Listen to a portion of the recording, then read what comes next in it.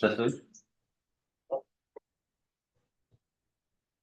그 이사야서 10장이 지금 우리가 봤을 때 길지 않습니까? 그러나 이 10장이 어려운 장은 아니고 핵심 주제는 이제 남은 자가 핵심 주제고요. 그 다음에 이제 이사야서 10장 갖다 보면서 우리가 8가지를 갖다 생각할 수가 있는데 첫 번째는 하나님을 떠난 북이스라엘과 남유다의 하나님의 경고라는 것을 생각해 볼 수가 있습니다. 그 다음에 두 번째로는 남유다에서 이 제사를 드렸잖아요. 그러니까 그 이스라엘 사람들은 항상 질투를 한단 말입니다. 그래서 예루살렘이 남유다에 있다라는 게 그 에브라임의 제사장들 입장에서 또 왕의 입장에서는 질투심이 났던 것입니다. 그래서 에브라임의 질투와 유다의 괴롭힘이 외부 세력을 끌어들였다라는 부분하고 세 번째는 에브라임은 하나님의 머리를 삼지 않았어요. 에브라임은 하나님을 머리로 삼지 않았고요. 아람의 르신을 머리로 삼았다라고 기록하고 있고요. 유다 왕은 하나님이 머리신데 아하스 때 아스루 왕을 머리로 삼으려고 하였기 때문에 하나님이 이스라엘을 버리려 하였으나 히스기야의 기도로 남유다를 잠시 유지시켜 주는 것으로 어, 이루어지고 있습니다. 그 다음에 네 번째는 그러한 경고를 유심히 살펴 자신의 신앙생활에 있어 적용할 필요가 있다라는 걸 한번 생각해야 될 것입니다. 그 다음에 회초리로 쓰기 위하여 아수르를 강성하게 함은 무슨 의미가 있는가? 그 다음에 여섯 번째는 아수르 왕의 교만으로 말미암아 전염병을 창궐케 하신 것과 아수르 왕이 자식들에게 죽임을 당하게 하심에 대한 어, 묵상을 할 필요가 있습니다. 그 다음에 남은 자가 돌아온다.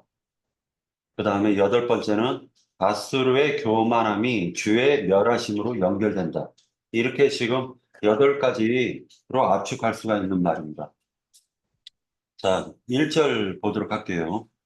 불의한 법령이라는 말은 하나님께 받지 않은 법, 오해한 율법, 인간이 자의적으로 해석한 법을 불의한 법령이라고 얘기합니다. 그리고 불의한 말이라고 할 때는 거짓말, 거짓복음을 가리킵니다. 그런데 이 거짓복음이 그 사람 마음에 새겨져 버리죠. 이것을 기록이라고 성경은 얘기하고 있습니다. 인친다, 기록한다, 이렇게 얘기하는 거죠. 자, 그러니까 불의한 법령과 불의한 말을 자기 마음에 믿었다, 이렇게 보시면 됩니다. 카톨릭 교황은 돈을 모으기 위하여 면죄부를 판매하고 베드로의 순교 장소라고 하여 베드로 성당을 짓고 바울의 사역지를 발굴한다라는 명분으로 성당을 만들어 재미를 본 초기 그 카톨릭에서는요 면죄부와 연옥서를 만들어 부를 축적하는 도구로 법령과 불의한 말들을 지어냈습니다. 그냥 돈 벌기 위해서 이런 말들을 지어내는 것입니다. 인자 예수 때 유대교는 많은 법령과 시행령으로 돈 버는 장사 소굴을 만들어 버렸죠. 에레미야서 바로 뒤에 있으니까 에레미야서를 찾아서 보도록 할게요. 에레미야서 7장 1061페이지 7장 4절을 보도록 할게요. 자, 너희는 이것이 여호와의 성전이라 여호와의 성전이라 여호와의 성전이라 하는 거짓말을 믿지 말라. 예루살렘 성전을 가리켜서 지금 이 거짓말을 믿지 말라고 얘기를 하고 있습니다. 그냥 하나님이 어디에 거하신다는 거죠?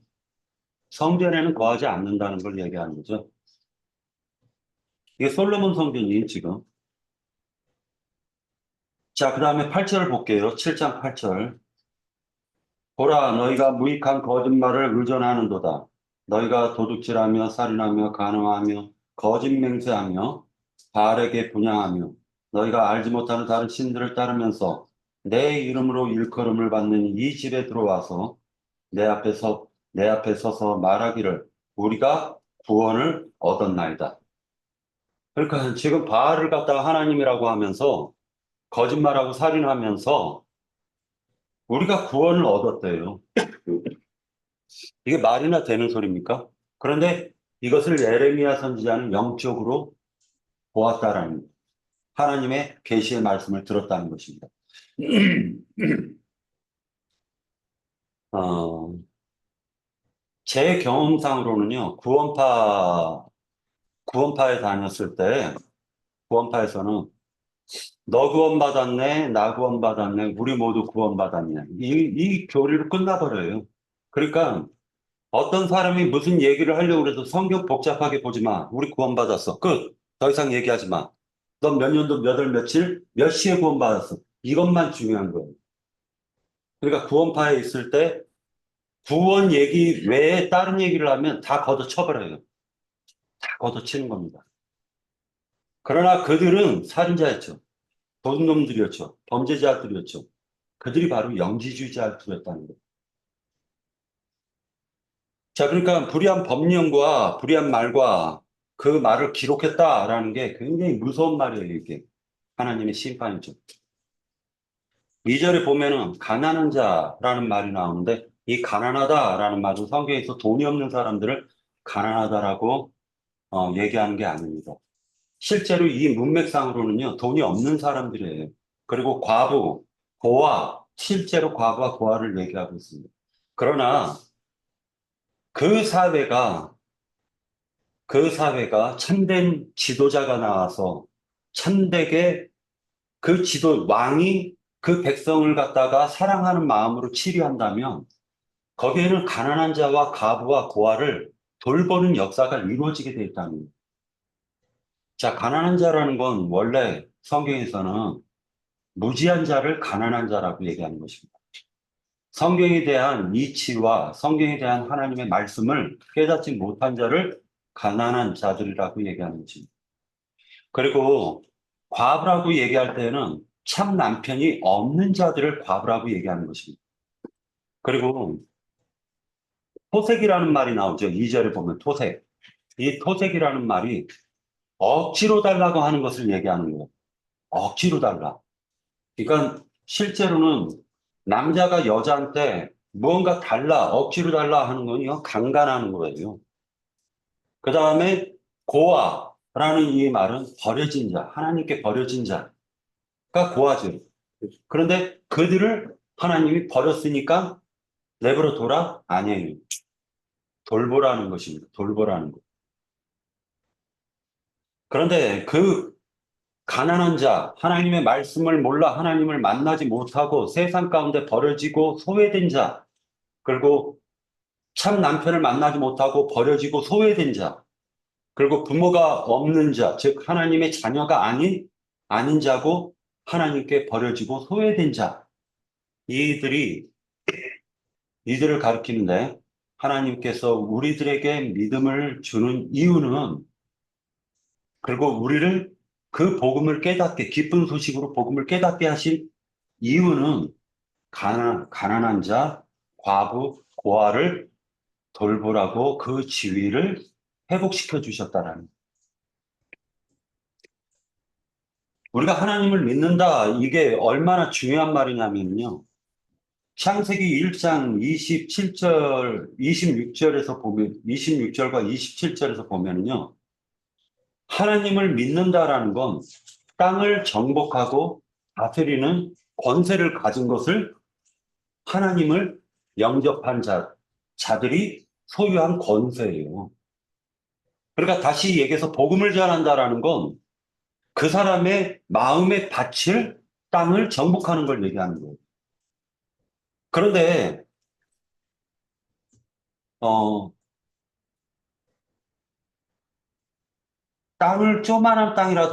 조그만한 땅을 갖다가 차지하잖아요. 그러면 그 땅을 측량을 해요. 그 측량할 때 단 0. 그러니까 단 1cm라도 안으로 치고 들어가잖아요. 남의 땅에. 그러면은 그것 가지고 평생을 싸웁니다. 그 이웃하고 평생을 싸우게 돼 있어요. 그래서 이사를 가서 그 집을 지을 때 가장 괴롭히는 사람이 그 바로 이웃집들이에요. 그 경계와 물린 사람들.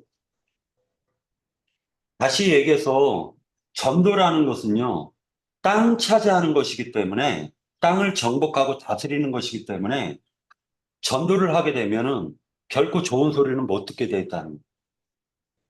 어떤 어둠의 영이 역사하게 돼 있는 것입니다. 만약에 좋은 소리를 듣잖아요. 아, 훌륭한 소리, 좋은 소리 잘 듣고 갑니다 하면 그 사람 전도 안 했다는 거예요. 그건 좋은 소리, 그것은 영적으로 맞지가 않는 것입니다. 참된 교회는 버려진 자, 소외된 자들의 안식처죠. 참된 교회라는 것은 하나님께서 주막으로도 묘사를 하고 있습니다. 그래서 강도 만난 사람을 고치고 치료하는 것이 참된 교회예요. 그러므로 우리들은 이들의 쉼이 될 수 있는 하나님의 기쁜 소식인 복음을 전함으로 이들에게 참 안식과 그 생명의 회복의 사명을 받은 자들입니다. 우리들은. 그런데 그 모든 것을 남유다 사람들과 북이스라엘 사람들은 버려버렸다. 가치없이 팔아버렸다라는 것입니다. 3절 볼게요.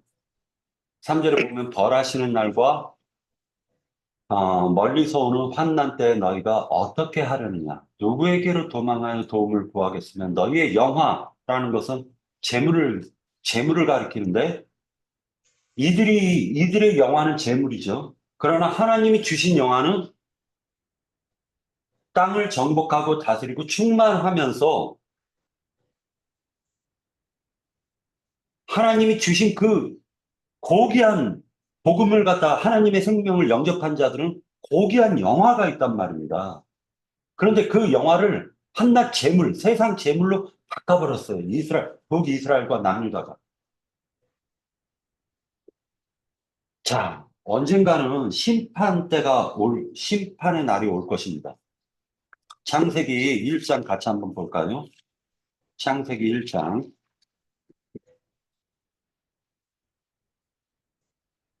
창세기 1장.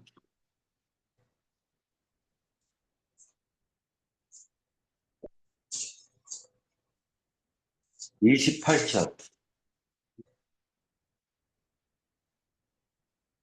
자, 누가 한번 읽어보시겠습니까?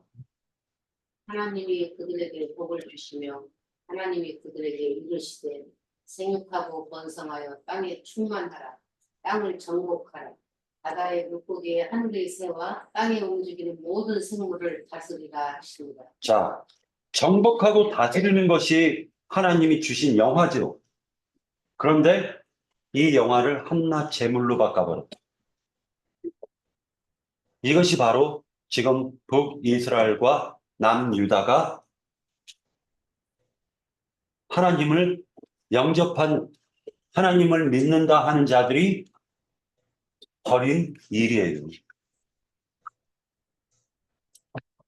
저는 오늘 형제 자매님들이 다른 말은 다 잊어버려도 좋은데요. 이 말 한 가지만 받아갖고 가셨으면 좋겠습니다. 뭐냐면은, 우리들이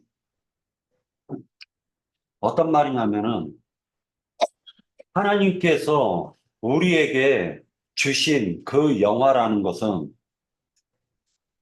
세상 무엇과도 바꿀 수 없는 영화인 거예요.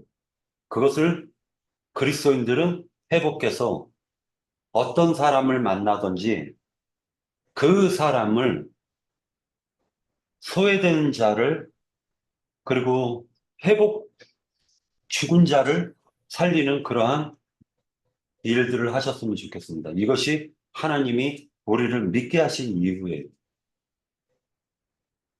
여기에서 여러 가지 말들이 나오지만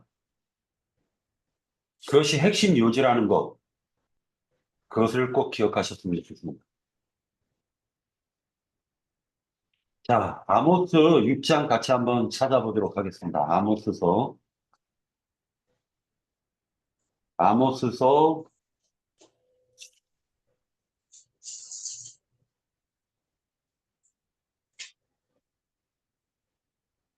자, 오바댜 앞에 있는 건데요. 1280페이지.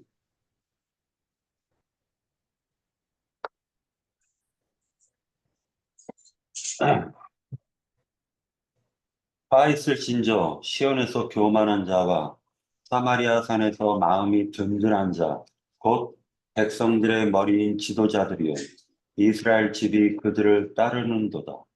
너희는 잘 안 보이네. 갈래로 가거나 갈래로 건너가 보고 거기에서 큰 하맛으로 가고 또 블레셋 사람의 가드로 내려가라. 너희가 이 나라들보다 나으며 그 영토가 너희 영토보다 넓으니 너희는 흉한 날이 멀다 하여 포악한 자로 가까워지게 하고 상하상에 누우며 침상에 기지개 켜며 양떼에서 어린 양과 우리에게 송아지를 잡아서 먹고 비파 소리에 맞추어 노래를 시절거리며 다윗처럼 자기를 위하여 악기를 제조하며 대접으로 포도주를 마시며 귀한 기름을 몸에 바르면서 요셉의 환난에 대하여는 근심하지 아니하는 자로다. 그러므로 그들이 이제는 사로잡히는 자 중에 앞서 사로잡히니 어, 기지개 켜는 자의 떠드는 소리가 그치리라.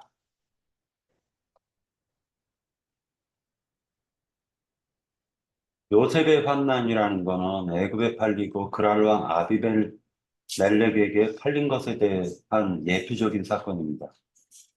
그래서 실제로 우리가 하나님을 만나기 전에 죄라는 마귀의 인격에 다스림을 받고 죽살이 벽돌, 흑벽돌 만들면서 죽살이 자기 주어진 하나님이 우리에게 주어진 그 인생을 값없이 팔아버린 자들이었죠. 그런데 그 환난에서 우리를 건져주신 거예요. 자, 다시 이사야서로 돌아올게요. 이사야서로 돌아와서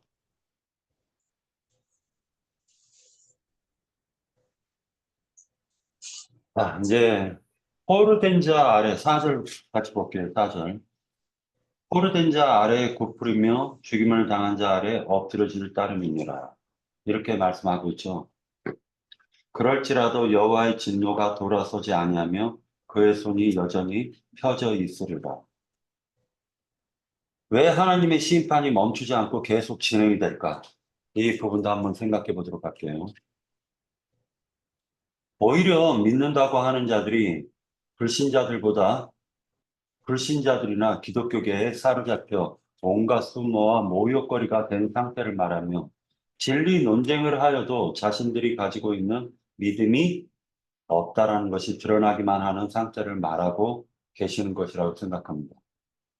아수르 제국을 피해 제국이라 할 정도로 발굴된 유물을 통해서는 또는 벽화를 통해서 확인되었던 것이 그 점령국의 왕과 지도자들을 잔인하게 고문하고 학살을 자행한 행위들이 그려져 있습니다. 디글랏 빌레셋 3세로 시작하여 아수르 바니팔 왕까지 점령 전쟁사를 기록한 점토판과 벽화에는 그들의 잔인함이 적나라하게 드러나고 있습니다. 포로된 자에 대하여 생각해 보도록 할게요. 더욱 이스라엘 백성들이 아수르 제국의 포로로 사로잡혀 있는 상태를 보여주고 있지만 영적으로 보면 세상 영과 종교의 영, 어둠의 영들에게 사로잡혀 있는 상태를 포로된 자들이다라고 얘기하는 것입니다. 예를 들어서 보면 우리들이 세상을 살아가는 동안에 자신이 가장 의지하는 것이 무엇인지를 깊이 생각하는 시간이 되었으면 합니다. 왜? 그 자기가 가장 의지하는 것이 곧 자기를 포로로 지금 잡고 있다라는 것입니다. 예를 들어서 내가 자식을 사랑하잖아요. 그럼 그 자식이 나에게 있어서 포로가 되는 거예요. 영적으로 보면. 원래 하나님이 그리스도인들의 자식들이나 부모는 하나님이 돌보죠. 하나님이 돌봐야지 그 자식이 더 잘 돌봐짐을 당할 거 아닙니까? 그런데 내 열심으로 내가 내 자식을 갖다 돌보면은 그 자식이 잘 될 것 같죠? 아닙니다. 결코 그럴 수 없어요. 이유가 뭐냐면 저도 고등학교 때 경험해봐서 압니다. 그러니까 가장 자기가 의지하는 것, 만약에 자기가 돈을 의지한다면 그 돈이 자기의 영혼을 붙잡고 있는 무기라는 거예요. 마귀의 무기였던 거예요. 내가 남편을 갖다 사랑하고 남편이 아내를 너무 하나님보다 더 사랑하면 그것이 바로 마귀가 사용하고 있는 무기였다라는 걸 아시면 됩니다. 내가 성경을 보려고 하는데 갑자기 바쁜 일이 자꾸만 머릿속에서 떠오르잖아요. 그러면 내 자신이 지금 그 시간에는 마귀에게 사로잡혀 있다라는 증거입니다. 그러니까 결과적으로는 내가 순간적으로 하나님을 향해 있다가 뭔가 세상을 조금이라도 바라보면 아수르라는 몽둥이가 딱 하나님께는 준비가 되어져 있는 것입니다. 저희 어머니가 치매기가 오셨는데 그런데 약을 먹고 좀 좋아지셨어요. 그런데 항상 보면은 세상의 근심 걱정 하나님을 믿는데 세상의 근심 걱정 염려가 그렇게 가득해요. 세상 권사예요. 그런데 믿은 지 30년이 넘어놓고 세상 근심, 걱정, 염려, 그리고 자식들 보면 그렇게 염려가 심해요. 결국 그게 치매로 왔죠. 치매가 걸렸을 때는 30년 전으로 돌아가요. 30년 전으로. 그리고 30년 전에 있었던 사건을 다시 끄집어내서 고민을 합니다. 그러니까 인생이라는 게 얼마나 어리석다라는 걸 한번 생각해 보는 시간이 되었으면 좋겠습니다. 자기 자신을 의지한다라는 것은 결국 어떻게 나타나는 것은 어떻게 나타나냐면 세상의 사리사욕을 채우는 어떤 욕망으로 나타나는 것입니다. 그래서 다시 얘기해서 뭐냐면은 자기 속에 욕심을 마귀는 자극시키는 거예요. 욕심을. 그러면 몽둥이인 아수르가 준비가 되어져 있는 것입니다. 내가 남편을 사랑하죠? 하나님보다. 그럼 남편이 몽둥이가 되는 것입니다. 내가 자식을 사랑하죠? 하나님보다. 그럼 자식이 나의 걸림돌이 되고 몽둥이가 되는 것입니다. 꼭 기억하셔야 돼요.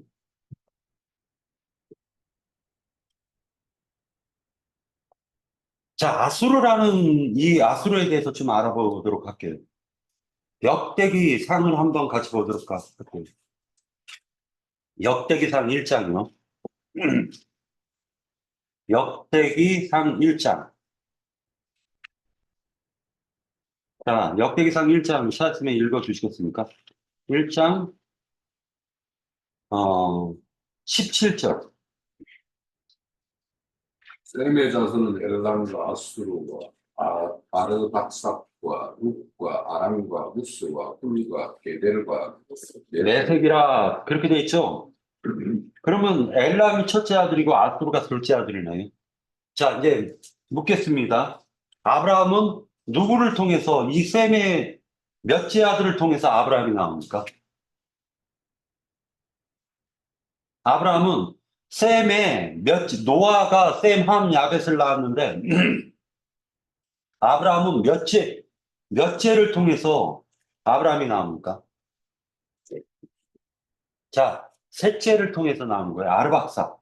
아르박사의 9대 손이 아브라함입니다. 9대 손이. 자, 그러면 아수르는 둘째 아들이고 아르박삿은 셋째 아들인데 거기서 아브라함이 나오는 거예요. 자, 여기서 특징을 한번 찾아볼게요. 셈의 아들 중에 아수르가 아르박삿의 형이죠. 그리고 아람이 나오죠. 아람. 아람이 지금 북이스라엘과 연합해서 남유다를 치지 않습니까? 아람의 르신이라고 우리가 이사야서를 봤잖아요. 그 다음에 메색이 나오죠. 이 메색이 메데, 페르시아 그쪽 지역을 얘기하는 거예요. 자, 그러면 알고 보면 지금 이스라엘이 남유다와 북이스라엘은 지금 형들한테 두드려 맞고 있는 거예요. 형과 동생들한테. 지금 이걸 기억하셔야 되는 것입니다. 자, 부모가 형한테 야, 넌 가서 한 대만 때리고 와. 라고 했는데 형이 반 죽여놨어요. 그럼 어떻게 되는 거죠? 부모가 형은 아수르를 다시 치게 되는 거예요. 몽둥이 뺏어서. 너 이거만 한 대만 때리라고 했는데 왜 이렇게 작살을 냈어? 하고 그 형 아수르를 때리게 되는 겁니다. 자, 여기서 셀람의 아들 엘람은 페르시아예요. 그 다음에 우스홀 게델 메세. 자, 엘람이 페르시아입니다. 엘람이. 아수르, 아르박사 이렇게 나오는데 전부 다 그 중동 지역에서 메소포타미아와 유브라데스 강에 사는 그 반달 지역, 초생달 지역에 사는 사람들이 셈족이었던 거예요. 자, 그 다음에 이제 막대기에 대해서 좀 생각해 보려고 합니다. 이사야서에서 막대기라는 말이 있는데 이 막대기는 큐라고도 번역이 돼요. 큐는 잘 알 것입니다. 호르를 큐라고 해요. 호를. 그리고 막대기라는 이 용어가 가지치다라는 말에서 유래가 된 말입니다. 자, 홀, 하나님이 너한테 잠시 체벌할 수 있는 그 권세를 줬는데 아수르가 그 동생 아르박사스를 한 대만 너 앞으로 그런 짓 하지 마 하고 딱 회초리로 한 대만 때렸으면 아무 일도 없었을 텐데 아수르가 하는 말이 뭐라 얘기하냐면 6절 보도록 할게요. 5절 아수르 사람은 화했을진저 그는 내 진노의 막대기요 그 손의 몽둥이는 내 분노라 라고 얘기합니다. 여기에서 이 막대기와 몽둥이가 나오는데 이 몽둥이가 회초리예요. 회초리. 그리고 이 몽둥이가 그 열왕기 상에서는 군인의 창으로도 묘사를 하고 있습니다. 그러니까 창으로도 찔렀다. 막 회초리로 때릴 걸 창으로 찔른 거예요. 자, 이제 9절 같이 한번 보도록 할게요. 9절. 갈로라고 나오죠. 갈로. 9절에 보면 갈로. 갈로라는 말은 수리아 성을 가리키는 것입니다. 갈그미스라는 것은 갈그미스 전투라는 게 있어요. 갈그미스 전투. 그 다음에 하맛, 아르밧. 아르밧은 침상이라는 뜻이 있습니다. 침상. 자, 그 시리아 쪽 지역을 얘기하는 것입니다. 북이스라엘과 가까워요. 자, 10절 보도록 할게요. 10절. 10절이 아니라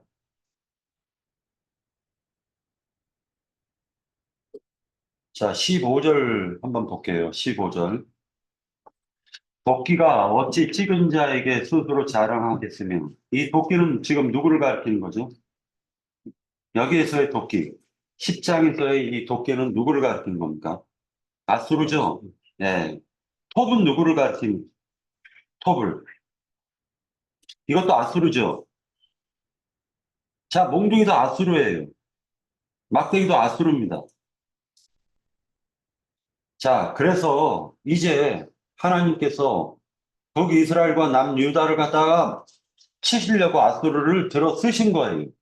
자, 그렇게 들어 쓰실 때 어떻게 되느냐?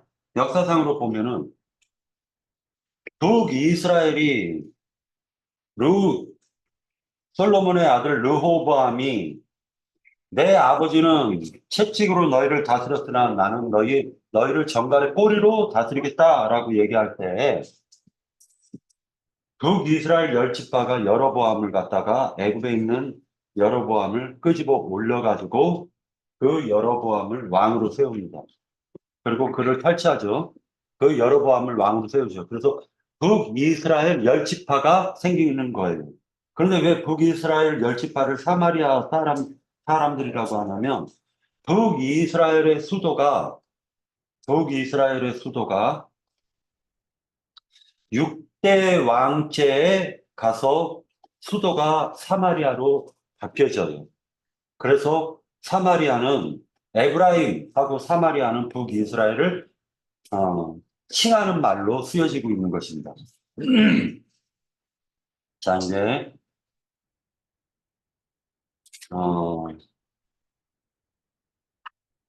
17절 같이 한번 보도록 하겠습니다. 17절. 17절 보면은 이스라엘의 빛은 불이 되고 그의 거룩하신 이는 불꽃이 되실 것이라 하루 사이에 그 가시와 찔레가 소멸되며 라고 얘기하고 있는데 여기서 가시와 찔레는 누구를 상징하고 있냐면은 아수르 사람들을 상징하고 있는 거예요. 아수르 사람들. 그런데 하루 사이에 아수르군을 소멸시키겠다라는 뜻이 되겠죠. 그러면 자 18절 한번 볼게요. 18절에 좀 중요한 의미가 좀 있습니다. 그의 숲과 기름진 밭의 영광이 전부 소멸되리니라고 할 때 1번 나나주 보면 시브리 말로 혼과 육체가 아울러라고 되어져 있죠. 맞죠? 영혼과 육체가 네, 영혼과 육체가 아울러. 자, 이렇게 되어져 있죠. 요게 그 육체라고 여기서는 얘기를 했지만은 실제로는 바살이에요. 바살. 그 다음에 영혼이라고 얘기했지만은 네페시입니다. 네페시. 그러니까 네페시와 바사르가 시들어간다라는 뜻이 돼요. 병자처럼 숨져가듯 하리라. 이렇게 되는 거예요. 자, 그 다음에 나중에 이건 자료를 갖다 내가 올릴 테니까 자료를 찾아서 읽으십시오. 꼭 한 번씩. 남은 자에 대해서 이제 생각해 보려고 합니다. 남은 자. 자, 신기하게도요. 이 부분은 형제 자매님들이 나중에 하나님께 기도해서 계시로 꼭 깨닫기를 바랄게요. 제가 깨닫지 못했기 때문에 형제 자매님들이 나중에 댓글을 달아주셨으면 고맙겠습니다. 자, 20절 같이 한번 볼까요? 20절을 보면은 그날에 이스라엘의 남은 자라는 말이 나오죠. 자, 이스라엘의 남은 자, 그 다음에 야곱 족속의 피난한 자, 그 다음에 21절을 볼게요. 남은 자, 곧 야곱의 남은 자. 이렇게 나오죠. 앞에는 이스라엘의 남자인데 21절은 남자, 곧 야곱의 남자. 이렇게 얘기를 하고 있습니다. 꼭 이걸 갖다가 왜 이렇게 이스라엘의 남자가 야곱의 남자로 다시 바뀌어졌는지 그 부분을 댓글로 꼭 올려주셨으면 합니다.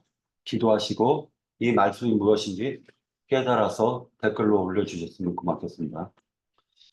자, 그 다음에 24절 같이 한번 볼게요. 24절. 24절서부터 27절까지는 실제로 이게 어떤 사건이 벌어진 거냐면은,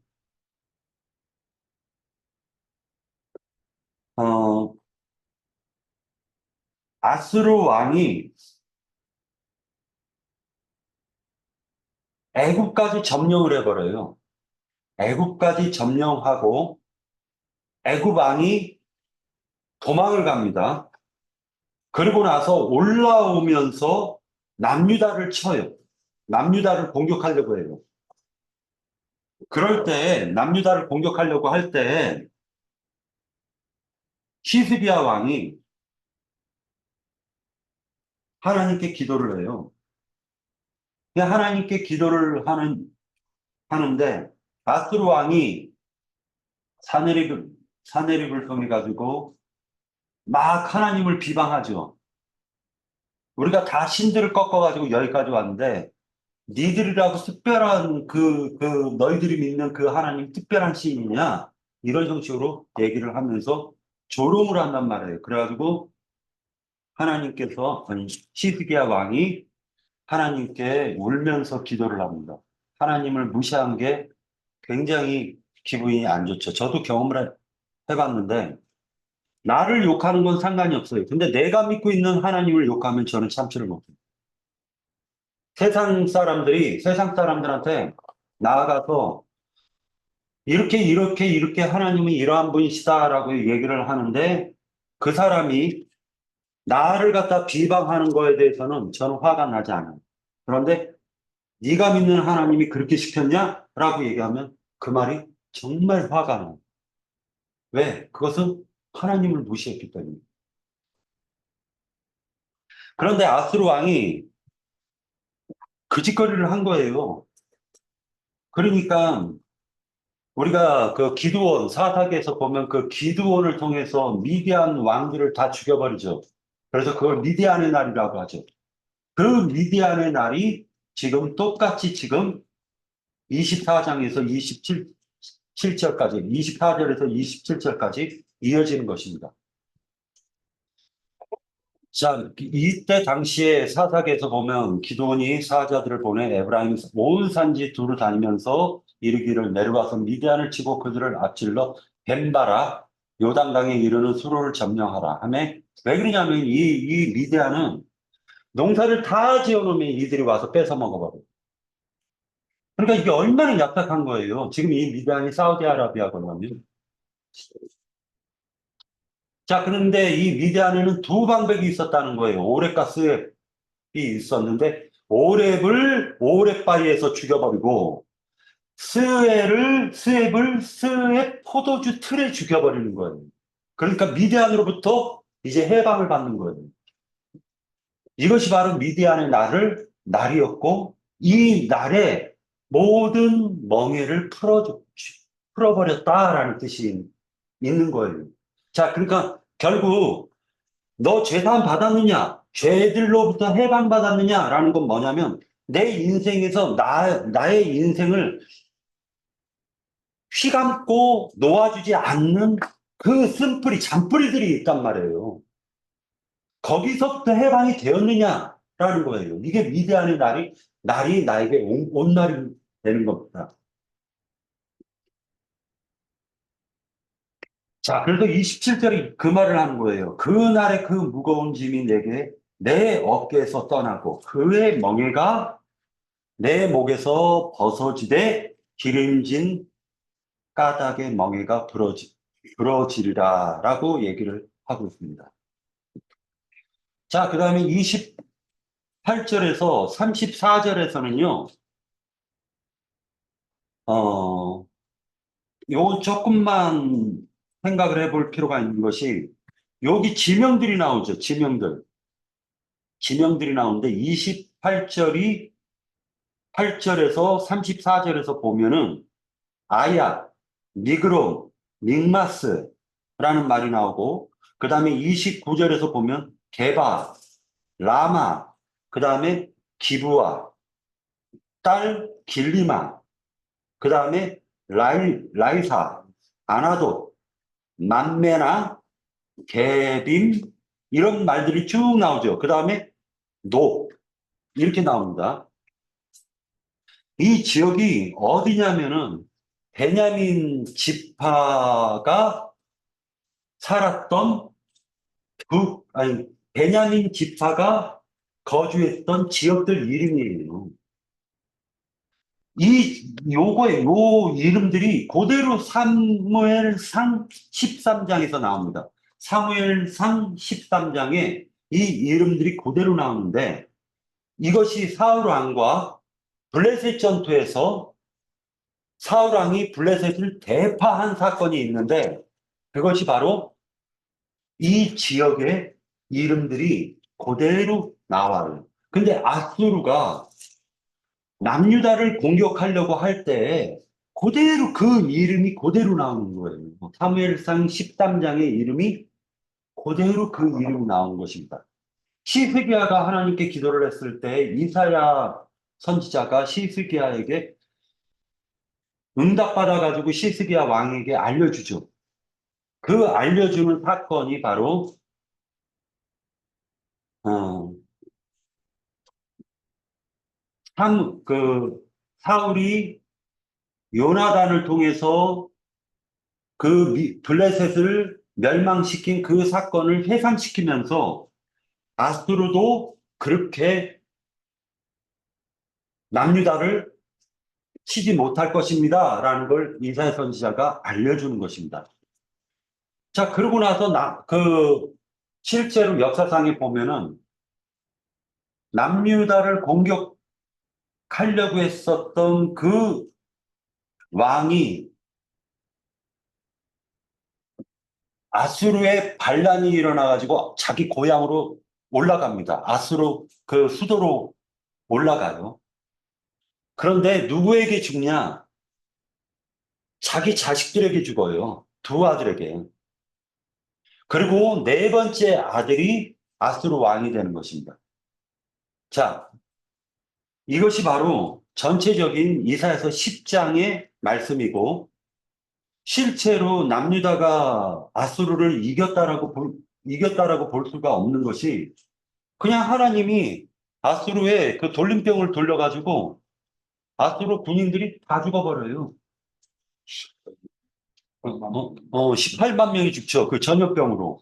그래서 이 부분을 갖다 영적으로 우리가 생각하면, 우리가 어떠한 힘들고 어려운 일이 닥친다 할지라도 하나님을 참되게 의지했다면 어떠한 환경 속에서도 하나님은 다 건질 보관이 준비가 되어 있으시다라는 것을 꼭 믿으시기, 우리 함께 믿기를 원합니다.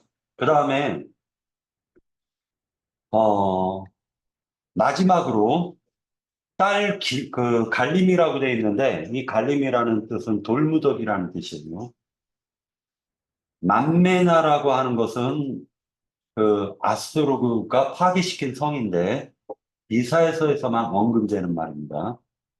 그 다음에 최종적으로 아나돈 노, 이것은 베냐민 지파 그 영역을 가리키는 것입니다. 네, 최종적으로. 그 다음에 마지막에 이 부분 10장을 읽으면서 느낀 부분만 조금 설명하고 끝내도록 할게요. 결국 아수르는 육적 자아를 상징하는 것으로 보여집니다. 나의 겉사람이 세상을 의지하고 세상을 사랑하는 나라는 옛사람이 아수르라고 보여지는 것이에요. 그래서 육적 자아라고 저는 생각이 들어요. 이 아수르가. 그 다음에 혼이 어둠의 영과 결탁되어지면 그 인생에 하나님께서 아수르로 예표하는 악의 영들을 통하여 그 인생이 허무하게 망가져 결국 죄의 포로로 사로잡혀가는 것을 보여주는 것으로 느껴집니다. 보통 이스라엘과 아수르는 다른 개별적 나라로 묘사하고 계십니다. 하지만 인간이 세상을 바라보는 과정은 여러 가지 요인이 작동된다고 생각합니다. 첫 번째, 자신의 욕심입니다. 자기의 욕심은 세상을 추구하게 만들어버리는 요인입니다. 둘째는 자기를 세우려고 하는 것, 이것이 에브라임의 죄예요. 에브라임의 죄라는 건 남유다를 시기했다는 거예요. 자기를 세우고 돋보이려고 하는 것은 결국 자기를 파멸시키는 길로 끌고 가는 것입니다. 죄의 노예로 팔리게 만듭니다.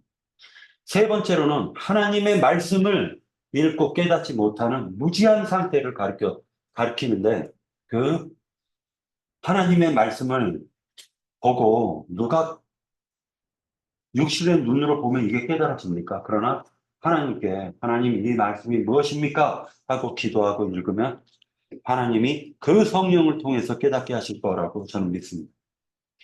네 번째로는 육신의 쾌락을 쫓는 자는 결국 아수르의 종으로 팔리게 돼 있다라는 것을 여기서 하나님이 깨닫게 해주시는 것입니다. 다섯 번째로는 이생의 자랑을 추구하지 마십시오. 여섯 번째로는 내 눈에 좋은 것이 그 좋은 것을 사랑하지 마십시오. 그것은 안목의 정의입니다. 이러한 것들로 하나님을 떠나 세상을 바라볼 때 하나님의 징벌, 즉 아수르, 몽둥이가 움직여질 것입니다. 아수르는 그러한 세상을 상징하는 것으로 보여집니다.